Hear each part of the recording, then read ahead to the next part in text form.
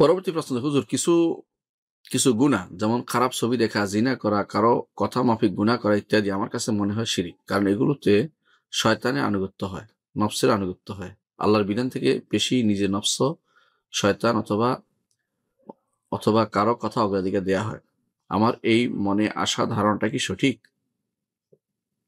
দেখুন, এখানে গুনাহ এবং শিরকের মধ্যে পার্থক্য করতে হবে। খারাপ ছবি দেখা গুনাহ, জিনা করা গুনাহ, কথামাফিক এম কারো কথামাফিক গুনাহ করা গুনাহ, এতে কোনো খারাপ কাজ করা গুনাহ। অ্যা এগুলো শিরিক ওই সময় হবে যখন এগুলোতে এমনভাবে আপনি নিমজ্জিত হয়ে যাবেন, যেগুলো হাওয়ার ইবাদত বলা হয়। আল্লাহ তাআলা যেটা কোরআনে কারীম বলেছেন, আফারাআইতা মানিত্তাখাযা ইলাহাহু হাওয়াহু আফাআনতা তাকুনু আলাইহি ওয়াকিলা। আপনি কি দেখেছেন যে ব্যক্তি তার এ তার প্রবৃত্তিকে ইলাহ বানিয়ে নিয়েছে। অর্থাৎ প্রবৃত্তিকে লা ইলাহা, যেখানে আল্লাহ ব্যতীত তার কেউ ইলাহ হওয়ার কথা না, সে প্রবৃত্তি। মন যা চায় তা। অর্থাৎ সে সম্পূর্ণরূপে এখন তার প্রবৃত্তি পূজারী। সে অন্তর পূজারী। সে কিন্তু শিরিক করতেছে। এটা হচ্ছে ইবাদাতুল হাওয়া। প্রবৃত্তি শিরিক করতেছে। এতে কোনো সন্দেহ নাই, কখনো শয়তানের আনুগত্য জেনে কিন্তু মানুষ করে না।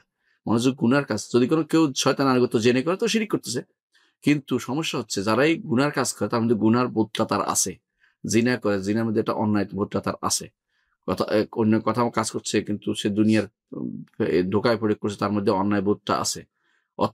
ও শয়তানের আনুগত্য হচ্ছে, এটা শয়তানের আনুগত্য করার জন্য করে না। সে করে ফেলতেছে কিন্তু আনুগত্য হয়ে যাচ্ছে। হ্যাঁ, অথবা নফসের আনুগত্য হচ্ছে, নফস চাইছে এটা করে ফেলতেছে, খেয়ে ফেলতেছে। এগুলো সবই গুনার পর্যায়ে থাকবে যতক্ষণ পর্যন্ত তার মধ্যে এটা অপরাধ হিসেবে থাকবে। আর যখন মনে করবে, বেপরোয়া হয়ে যাবে এবং তার কাছে এইটাই তার কাছে ইলাহর মতো কাজ করবে। ইলাহ তো তার ভালোবাসা এটার প্রতি এত বেশি হবে যে এটার জন্য সে সব ত্যাগ করতে রাজি আছে। ধরেন কেউ ব্যভিচারের জন্য সব ত্যাগ করবে, সে মরতে রাজি আছে, সে খারাপ ছবি দেখা বন্ধ করবে না। সে এটা কিছুই মনে করতেছে না, এটাকে গুনাহ মনে করতেছে না। অথবা শয়তানের আনুগত্যকে সে গুরুত্ব দিতেছে। এই জাতীয় যেইগুলিতে মানুষ ভালোবাসা, যেইগুলিতে যে গুনার ভালোবাসা যখন আল্লাহর ভালোবাসার উপরে প্রাধান্য পেয়ে যাবে, কেমনে বোঝা যাবে? যখন তার মধ্যে অপরাধ বোধটা কাজ করবে না। তার মধ্যে এইটা কাজ করবে যে এইটাই তার জীবন মরণ, এটাই তার সফল। তখন সে এটা শিরিক করতেছে। এর আগ পর্যন্ত এটা গুনাহ থাকবে। এখন কিভাবে বুঝবো? এটা ব্যক্তিকে একে অপরকে বুঝাতে পারে না। ব্যক্তি নিজে বুঝতে পারবে যে সে কি অবস্থায় আছে।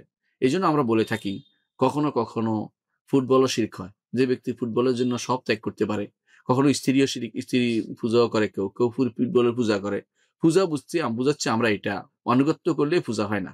আনুগত্যের সাথে যুক্ত হচ্ছে আন্তরিক ভালোবাসা, যেখানে যুক্ত হয়ে যায়। এবং যেখানে আনুগত্যের সাথে ইবাদতের কোনো অংশ যুক্ত হয়ে যায়। ধরেন একজন শাসকের আনুগত্য করলো, প্রত্যেক মাথা নত করতে থাকলো, তার কাছে মন থেকে বিনয় প্রকাশ করলো, শিরক হয়ে গেছে, কোনো সন্দেহ নেই। অথবা সে কোনো পীরকে ভালোবাসলো এমনভাবে যে ভালোবাসা সে আল্লাহকে দেয়া দরকার, অর্থাৎ পীরের কথা সে জান, পীরের কথায় সব, অর্থাৎ তার কাছে আল্লাহর পক্ষে বিপক্ষে গেছে, এটা বড় কথা না, সেখানে সে পীর পূজা, অনেক কবর, এই জাতীয় মানে যেই জিনিসটা, যেই ভালোবাসা তার আল্লাহর ভালোবাসা অথবা আল্লাহ তাআলা যেটা ভালোবাসে এটার ভালোবাসার উপরে প্রাধান্য পাবে সবসময়, এবং এটা সে তার কাছে বেপরোয়া ভাবে সে যাবে, তখন সে শিরিক করতেছে। এটাকে হাসাহাসির কোনো কারণ নেই। অনেকে এটা নিয়ে বুঝতে চায় না যে ভালোবাসা কিভাবে হয় না। সাধারণ ভালোবাসা ইবাদত হয় না। এটা আমরা বলিও নি কোনোদিন।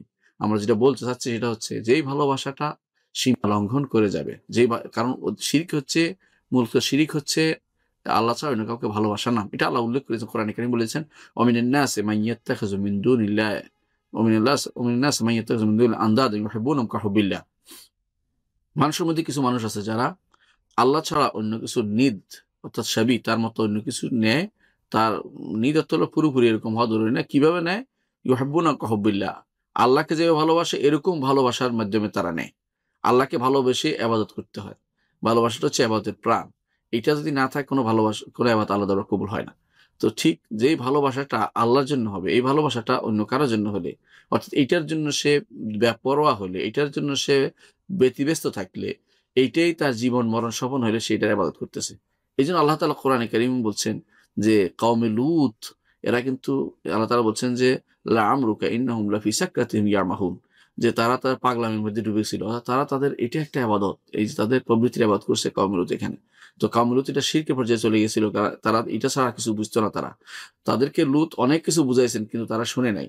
এর অর্থ হচ্ছে এটা শিরকের পর্যায়ে চলে গেছে। দুনিয়ার মানুষ যারাই, যে কোনো ব্যক্তি, যে কোনো একেবারে আশিয়া তাফেহা সাধারণ জিনিস হোক, সেখানেও যদি কোনো তার ভালোবাসা এমন পর্যায়ে পৌঁছে যায় তার মধ্যে অপরাধ বোধ কাজ না করে, সেটাই তার একমাত্র শয়নে স্বপনে সবসময় তার সেটাই কাজ করে, এই গুণাগুলো তখন শিরকে পরিণত হয়ে যায়। এর আগ পর্যন্ত গুণা থাকে, এরপর অপরাধ বোধ থাকে, তওবা থাকে, ইস্তেগফার থাকে, অথবা তার মধ্যে সেটা লুকায় থাকার অবস্থা থাকে, কিন্তু যে কোনো বেপরোয়া হয়ে গেলে এবং এটাকে সে সবকিছুর উপর স্থান দিলে তখন বোঝা গেল যে সে আসলে শিরকের পর্যায়ে চলে গেছে, সেটা তখন শিরক হয়ে যায়।